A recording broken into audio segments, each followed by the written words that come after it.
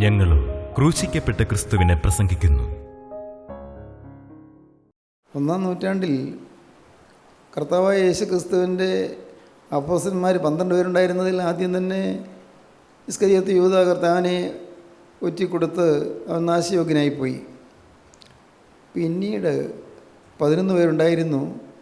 12ാമത് മത്തിയാസിനെ ചീട്ട് വീണു, മത്തിയാസിനെ ചേർത്തു എന്ന് പറഞ്ഞെങ്കിലും വാസ്തവത്തിൽ ദൈവം കണ്ടിരുന്നത് ഒരു പക്ഷേ അറിയാൻ പാടില്ല സെൻറ്റ് പോൾ ആയിരിക്കുമോ എന്ന്. അപ്പോസ്തലനായ പൗലോസ്ലീഹ ആയിരിക്കുമോ ആ വന്ന വിടവ് നികത്താനായി വന്ന അപ്പോസ്തലൻ എന്ന് നമുക്ക് നിശ്ചയമില്ല. കാരണം വേദപുസ്തകത്തിൽ തെളിവൊന്നുമില്ല. എന്തു തന്നെയാണെങ്കിലും ആ 11 പേര് അപ്പോസ്തലനായ പൗലോസ് ഉൾപ്പെടെ പറഞ്ഞാൽ 12 പേര് എല്ലാവരും ഒട്ടേറെ പീഡകൾ സഹിച്ചു, ഒട്ടേറെ യാതനകൾ സഹിച്ചു. എന്തുമാത്രം ഞെരുക്കങ്ങളാണ് ഉണ്ടായിരുന്നത്. സമൂഹത്തിൽ അവർ തീർച്ചയായിട്ടും ഒറ്റപ്പെട്ടു പോയിരുന്നു. അപ്പോസ്തലനായ യോഹന്നാൻ മാത്രമാണ് സ്വാഭാവിക മരണം മരിച്ചത്. മറ്റെല്ലാവരും രക്തസാക്ഷികളായി മരിക്കുകയാണ് ചെയ്തത്. നീചമായി അതിക്രൂരമായി അവരെ കൊല്ലുകയാണ് ചെയ്തത്. അപ്പോസ്തലനായ യോഹന്നാനെ പീഡിപ്പിക്കാഞ്ഞിട്ടല്ല, തിളയ്ക്കുന്ന എണ്ണയിലേക്ക് ഇട്ടു. ഏറെ നേരം എണ്ണ തിളപ്പിച്ചുകൊണ്ടിരുന്നു. പക്ഷേ ഒരു കേടും വരുന്നില്ല. ഒരു കേടും വരുന്നില്ലെന്ന് കണ്ടപ്പോൾ ചക്രവർത്തി കൽപ്പിച്ചു, ഒരു കാര്യം ചെയ്യും, അവനെ അവിടെ നിന്ന് കയറ്റി അവനെ പത്മോസ് ദ്വീപിലേക്ക് നാട് കടത്തു എന്ന് പറഞ്ഞു. പത്മോസ് ദ്വീപിലേക്ക് നാട് കടത്തി. പത്മോസിൽ പോയതിന് ശേഷവും അപ്പോസ്തലൻ പിന്നെയും തിരിച്ചു വന്ന് അപ്പോസ്തലൻ അവസാനമായി ജീവിതത്തിൻ്റെ അവസാന കാലത്ത് അപ്പോസ്തലൻ ഒരു കാര്യം ചെയ്തു. എനിക്ക് എല്ലാ യോഗങ്ങളിലും പങ്കെടുക്കാൻ നിർവാഹമില്ല, വയ്യ, എനിക്ക് എഴുന്നേറ്റ് നടക്കാൻ വയ്യ, എന്നെ ഒന്ന് എടുത്തുകൊണ്ട് പോയി ആ നാൽക്കവലയിൽ കൊണ്ടുപോയി ഇരുത്താമോ എന്ന് ചോദിച്ചു എൻ്റെ ശിഷ്യന്മാരോട്. ആ നാൽക്കവലയിൽ എന്നെ കൊണ്ടുപോയി ഇരുത്താമോ? അവർ കൊണ്ടുപോയി ഇരുത്തി. അപ്പോൾ അവസാനമായി ഒരു പ്രസംഗം ചെയ്തു. ദൈവത്തെ സ്നേഹിക്കുക, പരസ്പരം സ്നേഹിക്കുക. പ്രസംഗം തീർന്നു. ദൈവത്തെ സ്നേഹിക്കുക, പരസ്പരം സ്നേഹിക്കുക. ആ ഒരൊറ്റ കാര്യം പറഞ്ഞു. അങ്ങനെ അതിന് ശേഷമാണ് അപ്പോസ്തലൻ സ്വാഭാവികമാണ് മരിച്ചത്. ദൈവത്തിന് സ്തോത്രം. ഈ അപ്പോസ്തലൻ്റെ ആ അവസാനത്തെ വാക്കുകളെല്ലാം ഉൾക്കൊള്ളുന്ന ഒരു ഇംഗ്ലീഷ് കവിതയുടെ ഏതാണ്ട് ഒരു പരിഭാഷ പോലെ നമ്മുടെ പുസ്തകത്തിൽ ഞാൻ മലയാളത്തിൽ ഒരു കവിതയായിട്ട് എഴുതിയിട്ടുണ്ട്. അപ്പോസ്തലൻ്റെ അവസാനത്തെ വാക്കുകൾ: ദൈവത്തെ സ്നേഹിക്കുക, പരസ്പരം സ്നേഹിക്കുക. ഒരു വിധത്തിൽ പറഞ്ഞാൽ സുവിശേഷം മുഴുവൻ അതിനകത്തുണ്ട്. എല്ലാം ദൈവത്തെ സ്നേഹിക്കുക, പരസ്പരം സ്നേഹിക്കുക. ഏത് സാഹചര്യത്തിലാണെങ്കിലും നമുക്ക് സുവിശേഷത്തിൻ്റെ എല്ലാ ആത്മീയ അനുഗ്രഹങ്ങളും ലഭിക്കും ദൈവത്തെ നാം സ്നേഹിക്കാൻ തുടങ്ങുമ്പോൾ. ദൈവത്തെ സ്നേഹിക്കുമ്പോൾ ദൈവത്തോടുള്ളതായ സ്നേഹം.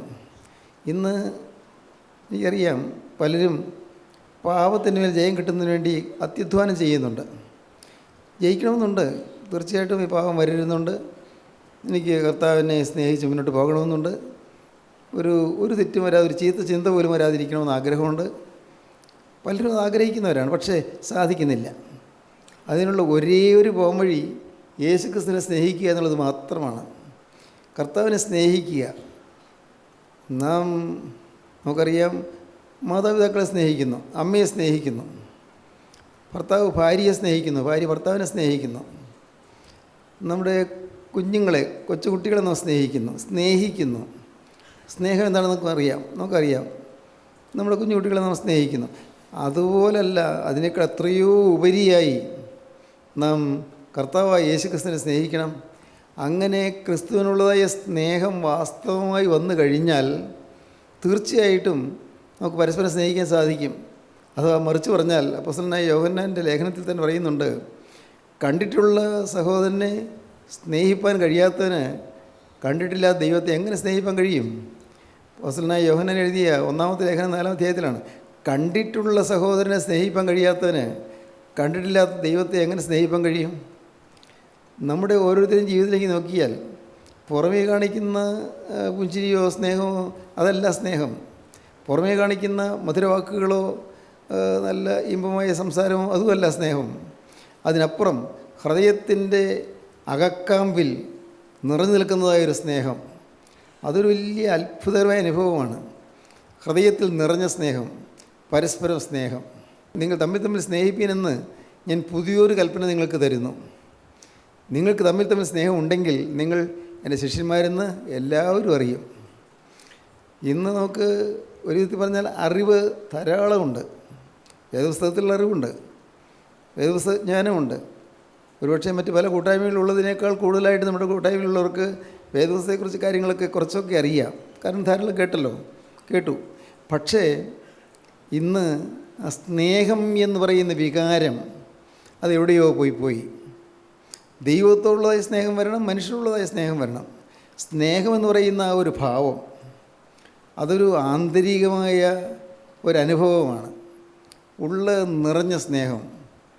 ആ നിറഞ്ഞ സ്നേഹം ഉള്ളപ്പോഴാണ് നമുക്ക് മനസ്സിലാവില്ല തെറ്റുകൾ ചൂണ്ടിക്കാണിച്ച് തരുന്നത്. തെറ്റുകൾ ചൂണ്ടിക്കാണിച്ച് തരുമ്പോൾ ആരും പതറേണ്ട കാര്യമില്ല, ഭയപ്പെടേണ്ട കാര്യമില്ല. തെറ്റുകൾ കാണുമ്പോഴേക്കും പേടിച്ച് അരണ്ടു പോകേണ്ട കാര്യമില്ല. തെറ്റുകൾ വരുമ്പോൾ അതിനെ നാം മനസ്സിലാക്കിക്കൊണ്ട് നമ്മളെ തിരുത്തുക, അത് മാത്രമേ കർത്താവ് ഗ്രഹിക്കുന്നുള്ളൂ. കാരണം നമ്മളാരും പെർഫെക്റ്റ് അല്ല, ആരുമല്ല, നമ്മളാരും തികഞ്ഞവരല്ല. നമുക്ക് തെറ്റുകൾ തിരുത്താനുണ്ട്, ഒട്ടേറെ തെറ്റുകൾ തിരുത്താനുണ്ട്. തെറ്റുകൾ തിരുത്തി വേണം നമുക്ക് മുന്നോട്ട് പോകാൻ. ആരും തികഞ്ഞവരല്ല. നമുക്ക് നമ്മുടെ തെറ്റുകളെ തിരിച്ചറിഞ്ഞ് നാം തെറ്റുകൾ മാറ്റി നാം ദൈവത്തിലേക്ക് തിരിയുക. തൻ്റെ തെറ്റുകളെ ഗ്രഹിക്കുന്നത് ആര് എന്ന് ഒരിക്കൽ ദാവീദ് ചോദിച്ചു. 19-ാം സങ്കീർത്തനം. തൻ്റെ തെറ്റുകളെ ഗ്രഹിക്കുന്നവനാര്? മറഞ്ഞിരിക്കുന്ന തെറ്റുകളെ പോക്കി എന്നെ മോചിക്കണമേ, സ്വമേധാഭാവങ്ങളെ കയറ്റിയടിയെ കാക്കണമേ. മറഞ്ഞിരിക്കുന്ന തെറ്റുകൾ എനിക്കുണ്ട്, പലതും എനിക്ക് മനസ്സിലായിട്ടില്ല, ഇന്ന തെറ്റെനിക്കുണ്ടെന്ന് മനസ്സിലായിട്ടില്ല. മറഞ്ഞിരിക്കുന്ന തെറ്റുകളെ പോക്കി എന്നെ മോചിക്കണമേ, സ്വമേധാഭാവങ്ങളെ കയറ്റിയടിയെ കാക്കണമേ. അവ എൻ്റെ മേൽ വാഴരുതേ. എന്നാൽ ഞാൻ നിഷ്കളങ്കനും മഹാപാതകരഹിതനുമായിരിക്കും.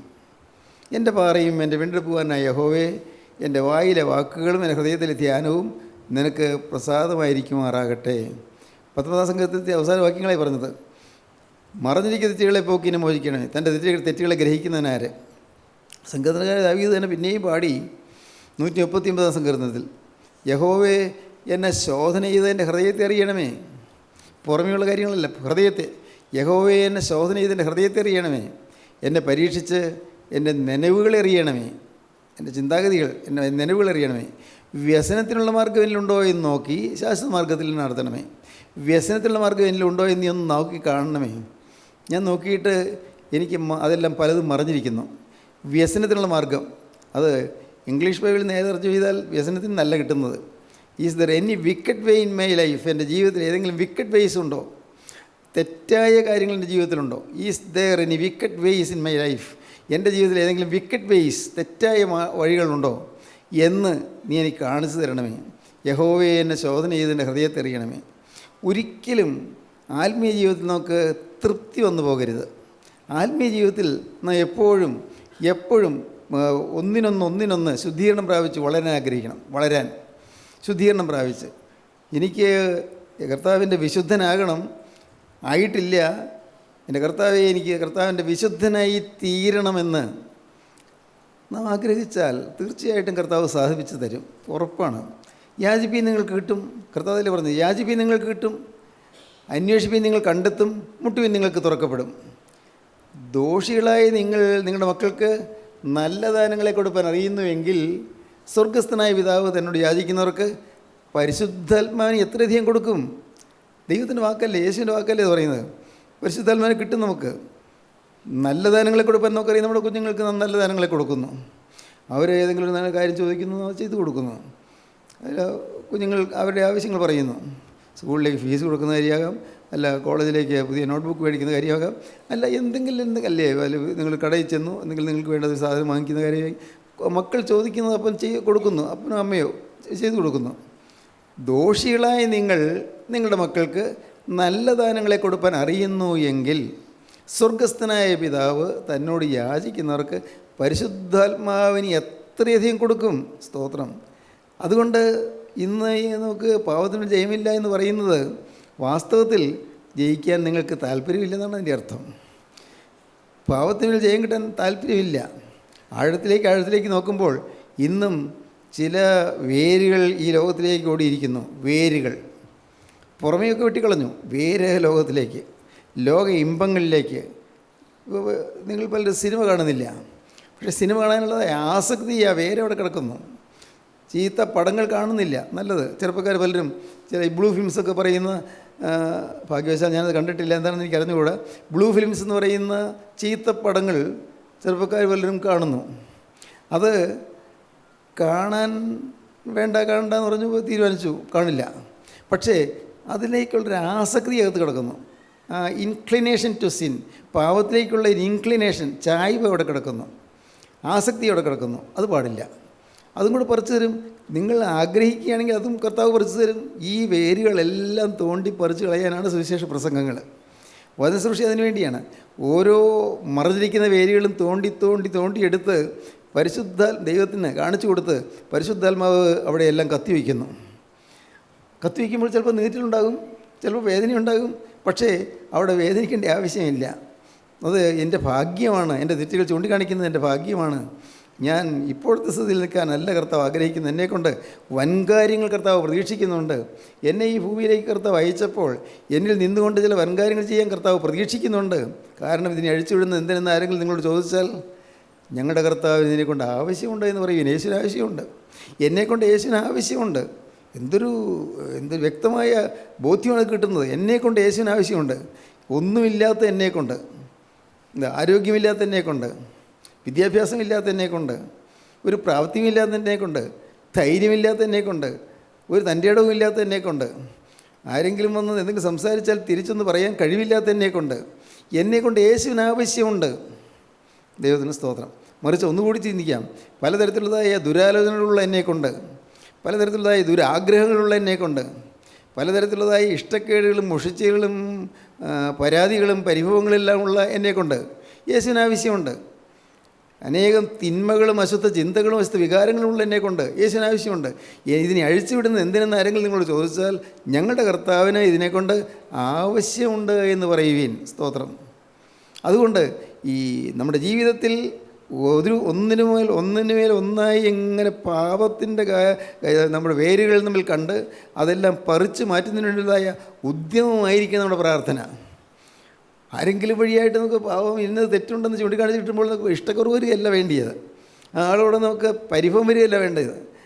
നേരെ കുറിച്ച് എനിക്ക് ഇന്ന തെറ്റുണ്ടെന്ന് ചൂണ്ടിക്കാണിച്ചില്ലെന്നല്ലോ കർത്താവേ, എന്തൊരു ഭാഗ്യം, എനിക്ക് ഇതുവരെ അറിയാൻ വയ്യാത്ത കാര്യമായിരുന്നു, പക്ഷേ ഇപ്പോൾ എനിക്ക് മനസ്സിലായല്ലോ എന്നുള്ള ആ ഒരു നന്ദിയോടുകൂടി ദൈവത്തെ സ്തുതിക്കുകയും അങ്ങനെ നാം അത് സന്തോഷത്തോടെ സ്വീകരിച്ച് നമ്മെ തന്നെ കർത്താവിൻ്റെ ഇഷ്ടത്തിന് വിധേയപ്പെടുത്തി കൊടുക്കുകയും ചെയ്യുമ്പോൾ നാം അടുത്ത പടിയിലേക്ക് കയറുന്നു. ഇങ്ങനെ പടിപടിയായിട്ടുള്ള കയറ്റമാണ് ഈ ശുദ്ധീകരണം എന്ന് പറയുന്നത്. അത് ഒറ്റ ദിവസം കൊണ്ട് നടന്നു കിട്ടുകയില്ല, തീരില്ല. അത് ഒരു ആയുഷ്പര്യന്തമുള്ള, മരണത്തോളമുള്ള ഒരു പ്രക്രിയയാണ്. ലോങ് പ്രോസസ്സ്, വളരെ നീണ്ടൊരു പ്രക്രിയയാണ്. ഈ മരണത്തോളമുള്ള ആ ഒരു അനുഭവം, ശുദ്ധീകരണത്തിൻ്റെ അനുഭവം നേടാനാണ് കർത്താവ് നമ്മെ വിളിച്ചു വരുത്തി അവിടുത്തെ കൃപയുടെ വചനം നമുക്ക് തരുന്നത്. ദൈവത്തിന് സ്തോത്രം. താഴ്വരകൾ എന്നുള്ളതാണ് നമ്മുടെ വിഷയം. നമുക്ക് കണ്ണുനീർ താഴ്വരയെക്കുറിച്ച് ചിന്തിക്കാം. കണ്ണുനീർ താഴ്വര 84-ാം സങ്കീർത്തനം 6-ാം വാക്യം നമുക്ക് വായിക്കാം. കണ്ണുനീർ താഴ്വരയിൽ കൂടി കടക്കുമ്പോൾ അവർ അതിനെ ജലാശയമാക്കി തീർക്കുന്നു. മുൻമഴയാൽ അത് അനുഗ്രഹപൂർണമായി തീരുന്നു. അവർ മേൽക്കുമേൽ ബലം പ്രാപിക്കുന്നു. എല്ലാവരും സിയോനിൽ ദൈവസന്നിധിയിൽ ചെന്നെത്തുന്നു. ദൈവത്തിന് സ്തോത്രം. മേൽക്കുമേൽ ബലം പ്രാപിക്കുകയും ഒടുവിൽ സ്വർഗീയ സിയോനിൽ ദൈവസന്നിധിയിൽ ചെന്നെത്തുകയും ചെയ്യുന്നതിന് കണ്ണുനീർ താഴ്വരയിൽ കൂടി നമ്മെ കടത്തിവിടുകയാണ്. കണ്ണുനീർ താഴ്വര, കണ്ണുനീർ താഴ്വരയിൽ കൂടി നമ്മളെ കടത്തിവിടുകയാണ്. ജീവിതത്തിൽ ദുരിതങ്ങളും ദുഃഖങ്ങളും ചിലപ്പോൾ ചില അത്യാഹിതങ്ങളും എല്ലാം വരുമ്പോൾ അവിടെ നാം മനസ്സിലാക്കണം, എന്നെ ഈ കണ്ണുനീർ താഴ്വരയിൽ കൂടി കടത്തിവിട്ടിട്ട് കർത്താവ് എന്നെ ഉയർത്താൻ പോവുകയാണ്. എന്നെ പർവ്വതത്തിൻ്റെ ശൃംഗങ്ങളിലേക്ക്, പർവ്വതത്തിൻ്റെ ഉയരങ്ങളിലേക്ക് എന്നെ കൊണ്ടുപോകാൻ കർത്താവ് യത്നിക്കുകയാണ്. ആത്മീയമായിട്ടും ഭൗതികമായിട്ടും എന്നെ ഉയർത്താൻ കർത്താവ് നോക്കുകയാണ്. നിങ്ങൾ നോക്കിയുള്ളൂ, ലോകത്തിൻ്റെ ചരിത്രത്തിൽ ഭൗതികമായി തന്നെ ഔന്നത്യം പ്രാപിച്ചിട്ടുള്ളവർ നിങ്ങൾ നോക്കൂ. വലിയ ശോധനയിൽ കൂടി കടന്നു പോയവരാണ്. വലിയ ശോധനയിൽ കൂടി, തീയുടെ അനുഭവത്തിൽ കൂടി, അഗ്നിശോധനയിൽ കൂടി കടന്നു പോയവരാണ്. കണ്ണുനീര് പൊഴിച്ചവരാണ്, വലഞ്ഞു പോയവരാണ്. ചരിത്രം അറിയാവുന്നവർക്കറിയാം, എബ്രഹാം ലിങ്കൺ അമേരിക്കയിലെ ഏറ്റവും ശ്രേഷ്ഠനായ പ്രസിഡൻ്റായിരുന്നു. പക്ഷേ എബ്രഹാം ലിങ്കൺ കിൻറ്റുക്കി എന്ന് പറയുന്ന അമേരിക്കയിലെ ഒരു ഗ്രാമത്തിൽ ജനിച്ചു. എബ്രഹാം ലിങ്കണ് ജീവിക്കാൻ മാർഗമുണ്ടായിരുന്നില്ല. എബ്രഹാം ലിങ്കൺ അവിടെ ധാരാളം വനമുണ്ട്. വനത്തിൽ പോയി വിറക് വെട്ടിക്കൊണ്ടുവന്ന് അത് വിറ്റാണ് ഉപജീവനം കഴിച്ചിരുന്നത്. എബ്രഹാം ലിങ്കണ് വീട്ടിൽ വിളക്കൊന്നുമില്ല, വെളിച്ചമില്ല. എബ്രഹാം ലിങ്കൺ തെരുവിലിറങ്ങി തെരുവിളക്കത്തിൻ്റെ അടിയിലിരുന്ന് വായിച്ചാണ് പഠിച്ചത്. തെരുവിളക്കിൻ്റെ അടിയിൽ മഹാനായ പ്രസിഡൻ്റായി. പക്ഷേ അതിൻ്റെ പിന്നിൽ വലിയ ശോധന ഉണ്ടായി തന്നെയല്ല. എന്തുമാത്രം പ്രാവശ്യം തോറ്റു എബ്രഹാം ലിങ്കൺ. തോറ്റെന്ന് പറഞ്ഞാൽ ലെജിസ്ലേച്ചർ അസംബ്ലിയിലേക്ക് തിരഞ്ഞെടുപ്പിൽ നിന്നു, വൈസ് പ്രസിഡന്റ് സ്ഥാനത്തേക്ക് തിരഞ്ഞെടുപ്പിൽ നിന്നു, പിന്നെ ഏതോ ഡിസ്ട്രിക്റ്റിൻ്റെ ഗവർണർ സ്ഥാനത്തേക്ക് തിരഞ്ഞെടുപ്പിൽ നിന്നു. ഇങ്ങനെ അനേക കാര്യങ്ങളെല്ലാം തോറ്റു. ശ്രമിച്ചതിനെല്ലാം തോൽവിയാണ്. ഓർക്കുക, എബ്രഹാം ലിങ്കണെ പോലെ ഒന്നും ആകുന്നില്ല. എങ്കിലും നമ്മുടെ ജീവിതത്തിലും തോൽവികൾ വരുമ്പോൾ ഒരിക്കലും തളരരുത്. ഭൗതികമായ തോൽവികൾ വരുമ്പോൾ, ഭൗതികമായ ക്ഷീണങ്ങൾ തട്ടുമ്പോൾ, ഭൗതികമായി നാം പ്രതീക്ഷിക്കാത്തതുപോലെ എന്തെങ്കിലുമൊക്കെ വരുമ്പോൾ ഒരിക്കലും തളരരുത്. നേരെ മറിച്ച് നമ്മെ നയിക്കുന്ന നമ്മുടെ നല്ലവനായ യേശു ക്രിസ്തു ഈ തോൽവികൾക്കപ്പുറം ഒരു ജയത്തിൻ്റെ ഒരു കൊടുമുടി എനിക്ക് വേണ്ടി കരുതിയിട്ടുണ്ട്. ഈ താഴ്വരയ്ക്കപ്പുറം ജയത്തിൻ്റെ ഒരു കൊടുമുടിയുണ്ട്. ഈ താഴ്വര കൊണ്ട് യാത്ര തീരുകയല്ല. ഈ താഴ്വര കഴിഞ്ഞൊരു വലിയ കൊടുമുടിയുണ്ട്, ഒരു ഗിരിശൃംഗമുണ്ട്, ഒരു പർവ്വതത്തിൻ്റെ കൊടുമുടിയുണ്ട്. ആ കൊടുമുടിയുടെ മുകളിലേക്ക് എന്നെ ഉയർത്താനാണ് ദൈവം ആഗ്രഹിക്കുന്നത്. അതിനുവേണ്ടിയാണ് ദൈവം പരിശ്രമിക്കുന്നത്. ഓർക്കണം, അപ്പോസ്തലനായ പത്രോസ് തൻ്റെ ലേഖനത്തിൽ 1-ാമത്തെ ലേഖനത്തിൻ്റെ 4-ാം അധ്യായം വായിക്കുമ്പോൾ കാണാം, നിങ്ങൾക്ക് പരീക്ഷിക്കാൻ സംഭവിച്ചിരിക്കുന്ന അഗ്നിശോധനയെങ്കിൽ ഒരു അപൂർവ കാര്യം നിങ്ങൾക്ക് ഒന്നുകൂടി എന്ന് അതിശയിച്ച് പോകരുത്. വായിച്ചേ, നിങ്ങൾക്ക് പരീക്ഷയ്ക്കായി സംഭവിച്ചിരിക്കുന്ന അഗ്നിശോധനയെങ്കിൽ ഒരു അപൂർവ കാര്യം നിങ്ങൾക്ക്, അപൂർവം എന്ന് വെച്ചാൽ ഇതിനു മുമ്പുണ്ടായിട്ടില്ലാത്തത്, ഒരു അപൂർവ കാര്യം നിങ്ങൾക്ക് വന്നുകൂടി എന്ന് വെച്ച് അതിശയിച്ച് പോകരുത്. ഇതുവരെ നന്നില്ലാത്തൊരു പ്രയാസം നിങ്ങൾക്ക് വന്നാൽ, ഒരു അപൂർവ കാര്യം, ഇതിനു മുമ്പ് വന്നിട്ടില്ലാത്തൊരു പ്രയാസം നിങ്ങൾക്ക് വന്നാൽ അതിശയിച്ച് പോകരുത്. പ്രിയമുള്ളവരെ, നിങ്ങൾക്ക് പരീക്ഷയ്ക്കായി സംഭവിച്ചിരിക്കുന്ന അഗ്നിശോധനയെങ്കിൽ ഒരു അപൂർവ കാര്യം നിങ്ങൾക്ക് വന്നുകൂടി എന്ന് വെച്ച് അതിശയിച്ചു പോകരുത്. നമുക്ക് ഈ അഗ്നിശോധനയിൽ കൂടിയാണ് പോകുന്നത്, തീയിൽ കൂടിയാണ് കടത്തിക്കൊണ്ട് പോകുന്നത്. ഈ തീയിൽ കൂടി നമ്മൾ കൊണ്ടുപോവുകയാണ്. എന്നും എരിപരി സഞ്ചാരം, എന്നും വേദന, എന്നും യാതന, എന്നും ദുരിതം, എന്നും ഒറ്റപ്പെടുത്തപ്പെടുന്ന അനുഭവങ്ങൾ, എന്നും അവഹേളനങ്ങൾ, എന്നും നിന്ദനങ്ങൾ, എന്നും ആക്ഷേപങ്ങൾ, ദൃഷ്ടി മുട്ടിപ്പോകുമെന്ന് പറയില്ലേ എന്നതുപോലെ മുന്നോട്ടൊരു ചുവട് വയ്ക്കാൻ വയ്യാത്തതുപോലെ വരും. നമുക്ക് മുന്നോട്ടൊരു ഗതിയില്ലാത്തതുപോലെ, ഗതി മുട്ടിപ്പോയതുപോലെ വരും. പ്രശ്നങ്ങൾ ഒന്നുമേലൊന്നായി കുന്നുകുന്നായി കൂടിക്കൂടി വരും. ഇന്ന് ഒരു വിഷയത്തെക്കുറിച്ച് കരഞ്ഞു പ്രയാസപ്പെട്ടു, നാളെ ഇതാ വേറൊരു വിഷയം വരുന്നു, പിന്നാലെ വരുന്നു. തീർന്നല്ലോ എന്ന് വിചാരിച്ചിരുന്നു, ഇത് തീർന്നില്ല, അടുത്ത് വേറൊന്ന് വരുന്നു. ഇതെന്നാ തീരുന്നത്? ഈ കണ്ണീരിന് വിശ്രമമില്ല, ദുരിതത്തിന് വിശ്രമമില്ല. ദുരിതത്തിന് വിശ്രമമില്ലാതുപോലെ ഇങ്ങനെ വരുന്നു. അടിക്കടി ദുരിതങ്ങൾ, അടിക്കടി വേദനാ വിഷയങ്ങൾ. ഒന്ന് ഓർത്ത് നോക്കൂ, നിങ്ങളുടെ ജീവിതത്തിലേക്ക് തിരിഞ്ഞു നോക്കുക. നിങ്ങൾക്കറിയാമല്ലോ എന്തുമാത്രം പ്രതിസന്ധികളെയാണ് ഓരോ ദിവസവും നിങ്ങൾ നേരിട്ടുകൊണ്ടിരിക്കുന്നത്. ഒരു പ്രതിസന്ധിയില്ലെങ്കിൽ അത് എവിടെയോ നിങ്ങൾക്ക് തകരാറുണ്ടെന്ന് വേണം ഞാൻ പറയും. എവിടെയോ തകരാറുണ്ട്, പ്രതിസന്ധിയൊന്നും ഇല്ലെങ്കിൽ എന്ന് പറഞ്ഞാൽ നിങ്ങളുടെ ജീവിതത്തിൽ നിങ്ങൾ വിചാരിക്കുന്നത് പോലെ എല്ലാ സുഗമമായ കാര്യങ്ങൾ നടക്കുന്നുണ്ടെങ്കിൽ എവിടെയോ നിങ്ങൾക്ക് കേടുണ്ടെന്ന് അതിൻ്റെ അർത്ഥം. മനസ്സിലാകുമോ? നിങ്ങൾക്ക് വാസ്തവമായി ക്രിസ്തുവിനുള്ളതായ പ്രതിബദ്ധതയുണ്ടെങ്കിൽ, ക്രിസ്തുവിനുള്ളതായ കടപ്പാടുണ്ടെങ്കിൽ, ക്രിസ്തുവിനുള്ളതായ സ്നേഹത്തിൽ നിങ്ങൾ എരിഞ്ഞു നിൽക്കാൻ ആഗ്രഹിക്കുന്നുവെങ്കിൽ തീർച്ചയായും നിങ്ങൾക്ക് പ്രശ്നങ്ങൾ ഉണ്ടാകും, ഉറപ്പാണ്. കാരണം ഗുരുവിനെ പോലെയാകുന്നത് ശിഷ്യൻ്റെ മതി, യജമാനെ പോലെയാകുന്നത് ദാസൻ്റെ മതി. ഗുരുവും യജമാനുമായ കർത്താവായ യേശു ക്രിസ്തു സഹിച്ചത് എന്താണ്? ഒരു തെറ്റും ചെയ്യാഞ്ഞിട്ടും കർത്താവ് ശിക്ഷിക്കപ്പെട്ടില്ലേ? ഒരു തെറ്റും ചെയ്യാഞ്ഞിട്ട് കർത്താവ് ആക്ഷേപിക്കപ്പെട്ടില്ലേ? എന്തുമാത്രം ആക്ഷേപങ്ങൾ! അർദ്ധനഗ്നനായി എന്ന് പറഞ്ഞതുപോലെ വസ്ത്രമെല്ലാം പറിച്ചുരിഞ്ഞ് അവരങ്കിക്കായി ചീട്ടിട്ടുകൊണ്ട് ആ പടയാളികൾ കുരിശിൻ്റെ തൊട്ടിൽ നിൽക്കുന്നു. കർത്താവ് നഗ്നനായി കിടന്നുകൊണ്ട് കർത്താവ് ശ്വാസം കിട്ടാതെ വലിക്കുന്നു. ശ്വാസം കിട്ടാതെ കുരിശിൽ തൂങ്ങിക്കിടക്കുകയാണ്. 3 ആണികൾ ബന്ധിതനായി കിടക്കുകയാണ്. ഞാൻ ഒരവസരത്തിൽ പറഞ്ഞതുപോലെ നെഞ്ചും വയറും അരയും മറ്റും ഒന്ന് കെട്ടി വെച്ചിരുന്നെങ്കിൽ, കുരിശിനോട് കെട്ടിയിരുന്നെങ്കിൽ ഇത്രയും വിഷമം ഉണ്ടാകില്ലായിരുന്നു. ഇതിപ്പോഴ് ശരീരത്തിൽ മുറിവേറ്റ വേദനയേക്കാൾ കൂടുതൽ ശ്വാസം കിട്ടുന്നില്ല, ആഞ്ഞ് തൂങ്ങിക്കിടക്കുകയാണ്. കൈകളും കാലുകളും മാത്രമേ ബന്ധിച്ചിട്ടുള്ളൂ ആണി കൊണ്ട്. ശരീരം മുഴുവനും മുന്നോട്ട് ആഞ്ഞു കിടക്കുന്നു. അതുകൊണ്ട് ആ കാല് മടങ്ങി കൂഞ്ഞി കിടന്നുകൊണ്ട് വലിക്കുന്നു, ശ്വാസം കിട്ടാൻ ശ്രമിക്കുന്നു, ഓക്സിജൻ കിട്ടുന്നില്ല, പ്രാണവായു കിട്ടുന്നില്ല. വലിക്കുന്ന ശബ്ദം ദൂരെ കേൾക്കുമായിരുന്നു. കുരിശിലെ മരണം എന്ന് പറയുന്നത് ആ മുറിവിൻ്റെ വേദനയേക്കാൾ കൂടുതൽ, മുറിവിൻ്റെ വേദനയുണ്ട് തീർച്ചയായിട്ടും, അതിനേക്കാൾ കൂടുതൽ ശ്വാസം കിട്ടാതെ ഉള്ളത് വലച്ചിലാണ്. വലിയ ഒരു ഭീകരമായ ശബ്ദമാണ് പുറപ്പെടുന്നത്, വേദന നിറഞ്ഞ ശബ്ദം. ഇങ്ങനെ കർത്താവായ യേശു ക്രിസ്തു ഇതെല്ലാം സഹിച്ചു. കർത്താവിൻ്റെ പരിഭവം ഉണ്ടായില്ല. എന്ത് തെറ്റ് ചെയ്തിട്ടാണ് കർത്താവ് ഇതൊക്കെ സഹിക്കേണ്ടി വന്നത്? പുറത്ത് നോക്കൂ, നമുക്കറിയാമല്ലോ എന്ത് തെറ്റ് ചെയ്തിട്ടാണ്. എവിടെ ചെന്നാലും സ്നേഹമല്ലേ കർത്താവ് കൊടുത്തിട്ടുള്ളൂ. എവിടെ ചെന്നാലും കർത്താവിൽ നിന്ന് മറ്റുള്ളവർക്ക് അനുഗ്രഹമല്ലേ കിട്ടിയിട്ടുള്ളൂ. നമുക്കറിയരുതോ? എവിടെയും എവിടെ വേദനയുണ്ടോ കർത്താവ് ഓടി ചെല്ലുന്നു, എവിടെ ദുരിതമുണ്ടോ കർത്താവ് ഓടി ചെല്ലുന്നു, എവിടെ രോഗമുണ്ടോ അവിടെ ഓടി ചെല്ലുന്നു, എവിടെ മരണത്തിൻ്റെ തീവ്രമായ വേദനയിൽ അവിടെ ഉള്ളവർ കഴിയുന്നു അവിടെ ഓടി ചെല്ലുന്നു. ദുഃഖമുള്ളയിടത്ത് ഓടിച്ചെന്ന് ദുഃഖമകറ്റുക എന്നുള്ളതായിരുന്നു കർത്താവിൻ്റെ ജീവിതത്തിൻ്റെ ഒരേ ഒരു ലാക്ക്. ഇന്നും അതേ യേശു തന്നെയാണ് നമ്മുടെ അടുക്കൽ വന്നിരിക്കുന്നത്. ആ യേശു ക്രിസ്തു തന്നെയാണ് നമ്മൾ സംസാരിക്കുന്നത്. ആ യേശു ക്രിസ്തു തന്നെയാണ് നമ്മൾ ഇടപെടുന്നത്. നമ്മുടെ അഗ്നിശോധനകൾ കർത്താവ് കാണുന്നു. താഴ്വരയുടെ അനുഭവം, കണ്ണുനീരിൻ്റെ അനുഭവം. കണ്ണുനീർ താഴ്വരയിൽ കൂടി കിടക്കുമ്പോൾ അവർ അതിനെ ജലാശയമാക്കി തീർക്കുന്നു.